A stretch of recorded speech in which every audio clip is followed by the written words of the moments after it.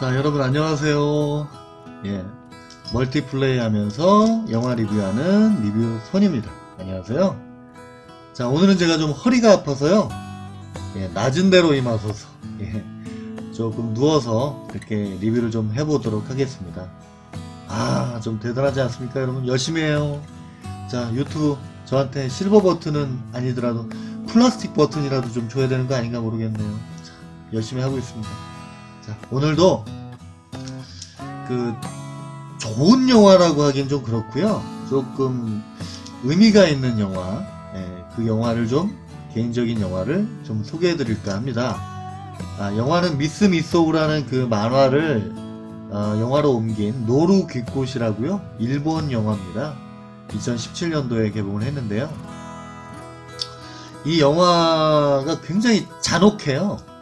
예, 그 왕따 여고생의 그 복수극을 그리고 있는 영화인데, 그 복수하는 장면들이 상당히 폭력적이고 잔혹한 장면들로 채워져 있기 때문에, 또 구체적으로 보여주고 있기 때문에 이런 장르를 사실 저는 개인적으로 좋아하지 않거든요. 고어물에 가까운 이런 장르를 좋아하지 않습니다. 거의 리뷰도 안 하고요.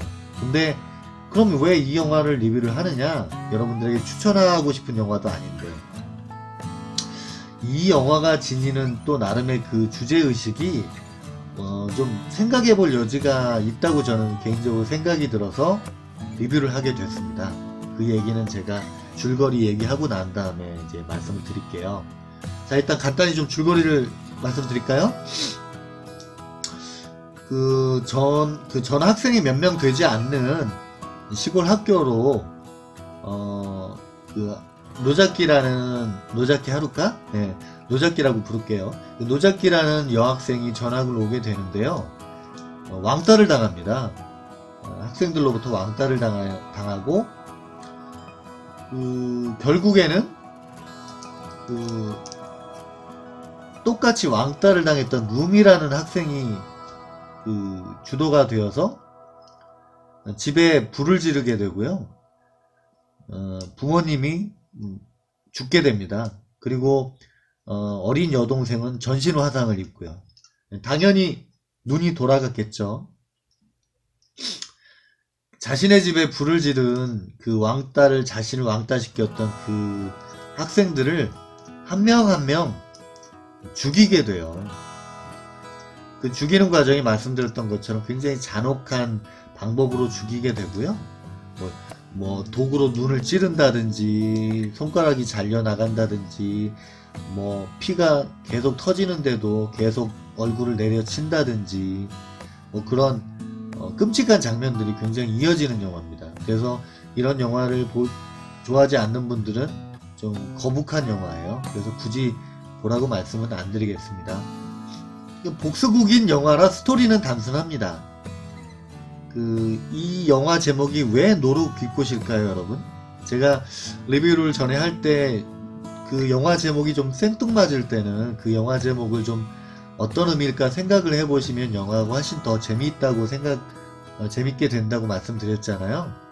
이 노루 귀꽃의 의미는 여기에 이제 그 노자키를 도와주는 아이바라는 남학생이 등장하는데, 그 남학생이 그 사진 찍는 게 취미인데, 그런 얘기를 해요. 겨울을 이겨내고 피어나는 꽃이다 라면서 노루귀꽃 이야기를 하죠. 이 영화로 보면 노자키를 학대하는, 이지메시키는 그 리더격인 여학생이 타에코인데, 그 타에코가 이 노루귀꽃의 의미를 좀 담고 있다고 볼 수 있죠. 유일하게 노자키에게 자신의 그 폭력성에 대해서 무릎 꿇고 사과를 하죠. 눈물을 흘리면서 자신을 용서해달라고 회개를 하는 거죠, 종교적으로 말하면. 그래서 이 타에코만 살아남습니다. 영화의 후반에 타에코가 졸업장을 받고 창가에서 그 노자키와의 그 일을 회상하는 장면으로 영화는 끝이 나는데, 어떻게 보면 타에코만 구원을 받는 거죠. 겨울을 이겨내고 꽃을 피우는 거죠. 근데 저는 개인적으로 그런 의미도 말이 되겠지만, 그냥 감독이 이 노루 귀꽃이라는 의미를 저는 그 절망적인 상황, 꼭 그 왕따 문제가 아니더라도 인생을 살다 보면 굉장히 어렵고 절망적인 상황들이 많잖아요. 그런 것들을 이겨내야지만 꽃을 피울 수 있다.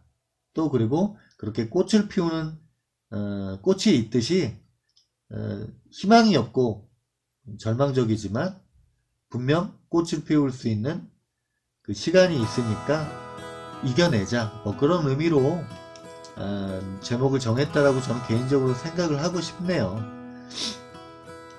자, 그러면 이 영화를 제가 여러분들에게 리뷰를 하게 된 그 결정적인 이유, 이 주제의식이거든요.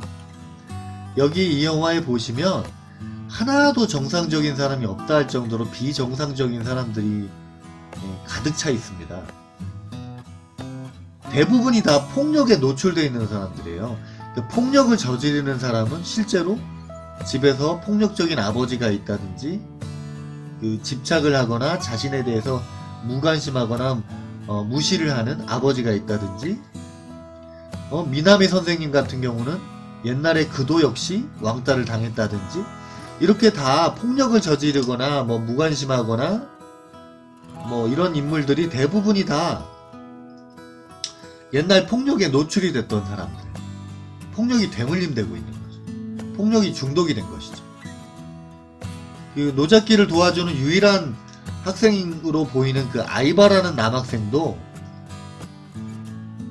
굉장히 착한 사람인 줄 알았는데 영화 후반에 가니까 그 폭력적인 아버지 밑에서 자라면서 결국 아버지를 살해하고 나중에는 할머니한테까지 폭력성을 드러내고 노자키랑 같이 사는 거를 방해한다 그래서 또 노자키의 할아버지한테 또 일방적인 폭력을 가하고요. 굉장히 그 폭력적인 사람들로 이 영화는 가득 차 있어요. 그리고 그 사람들은 대부분이 다 폭력에 노출이 됐던 사람들입니다. 즉 폭력이 전염이 되고 유전이 되고 대물림되고 있는 것이죠. 이거는 굉장히 그 상징하는 바가 크다고 생각을 해요. 실제로 며칠 전에 난 기사도 보니까 가출한 그 청소년들을 대하는 그런 보호해야 될 그런 기관에서 폭력을 당했던 학생이 성장을 해서 그 기관에서 일을 하게 됐는데 역시 자기도 자신이 받은 대로 똑같이 가출 학생들에게 폭력을 저지르는 이런 뉴스를 봤거든요. 이것 말고도 많죠. 우리가 뭐 가정교육이 어쩌니 저쩌니 하는 이유도 사실은 이 가정에서 보고 배우는 것이 그 사람에게 굉장히 큰 영향을 주기 때문에 그런 얘기가 또 생기는 것 같아요. 그리고 물론 그 가정교육이 되게 폭력적인 성향에서 자랐다고 하더라도 오히려 더 바르게 지내시는 분들도 많죠. 근데 이 폭력의 전염성, 중독성은 정말 대단한 것 같아요. 이 폭력을 저지를 때 거기서 느끼는 쾌감이라는 게 마약이나 도박을 할 때 느끼는 쾌감과도 견줄 만큼 이게 짜릿하다 보니까 한번 폭력에 그 맛을 들인 그런 사람들은 폭력을 쉽게 끊지 못하는 그런 성향들이 있죠. 그래서 우리가 더 이 폭력에 대해서 심각하게 받아들여야 될 거라는 생각이 들고요. 폭력이라는 게 꼭 주먹을 쓰는 이런 폭력뿐만이 아니라 언어 폭력이 또 심각하죠. 요즘에는 뭐 데이트 폭력이라는 말도 나오고 폭력이라는 말들이 굉장히 요즘 많이 들리죠. 실제로 언어 폭력, 뉴스 기사를 보면 온통 언어 폭력들이죠. 그냥 상대방에 대한 예의나 정확한 근거도 없이 그냥 막말에 가까운 그런 언어 폭력을 저지르는 분들이 많아요. 정치인이건 언론인이건. 우리 사회가 어느 정도 이 폭력성에 중독이 돼 있다, 전염이 돼 있다라고 해도 과언이 아닌 것 같습니다. 제가 우리나라의 많은 문제들은 이 쓰레기 언론들 때문에 그렇다고 전에 말씀드렸는데, 어찌 보면 언론도, 이런 수준 낮은 언론들도 증오와 폭력의 그 대물림을 하고 있는 거죠. 왜 그들을 증오해야 되는지 이유도 모른 채 맹목적인 폭력성과 증오심을 드러내죠. 마치 이 영화에서 무미가 자신을 학대한 학생들에게 폭력성이나 증오심을 드러내는 게 맞는데, 그게 아니라 오히려 자기와 같은 폭력을 당하고 있던 약자인 노자키에게 엄청난 증오심, 밑도 끝도 없이 죽여버리고 싶다라는 그런 대사가 나오거든요. 실제로 그 부모 집에 불을 지른 기름을 끼얹는 그런 또 학생이기도 했고요. 이 영화만의 문제가 아니에요. 우리나라에도 정말 자신이 피해를 당한 것도 없는데도 불구하고 뭐 내 정치 성향이 다르다고 해서, 또는 나와 다르다고 해서, 나와 피부색이 다르다고 해서, 나와 성별이 다르다고 해서 굉장한 증오심을 드러내고 폭력성을 드러내는 그런 문제가 우리 지금 사회 문제화 되고 있잖아요. 전 세계적인 문제이기도 하고요. 제가 요즘에 그런 영화를 많이 얘기를 하면서 그런 얘기들 좀 많이 하게 되네요. 근데 그만큼 제가 심각하다고 느껴서 그래요. 너무 우리 사회도 심해요. 예, 내가 피해를 당한 것도 아닌데, 또 심지어는 그 사람들이 선함에도 불구하고, 예전에 뭐 세월호 문제에 다쳤을 때 그 자식들을 잃어서 상처받아서 가슴이 찢어지는 부모들 옆에 가서 피자를 먹는 그런 사람들을 보세요. 얼마나 폭력적입니까? 이런 것에서 좀 우리 사회가 벗어났으면 좋겠어요. 예, 그래서 이 영화를 리뷰를 하게 됐고요. 우리가 좀 더 웃고 남에게 좀 더 친절하고 그럴 수 있으면 좋겠어요. 왕좌의 게임에 나왔던 그 난쟁이 배우 누구죠? 제가 이름이 갑자기 생각이 안 나는데, 그 배우가 한 시상식장에서 그런 얘기를 했거든요. 남에게 친절을 하라. 그 사람들 어려움이 많지만 성공한 사람들 보면 대부분이 폭력이나 증오를 나타낸 사람들은 없습니다. 대부분. 오래 사시는 장수하시는 분들도 대부분 만나보면 할아버지 할머니들이 다 온화한 인상에 항상 웃죠. 그리고 남에게 친절하고요.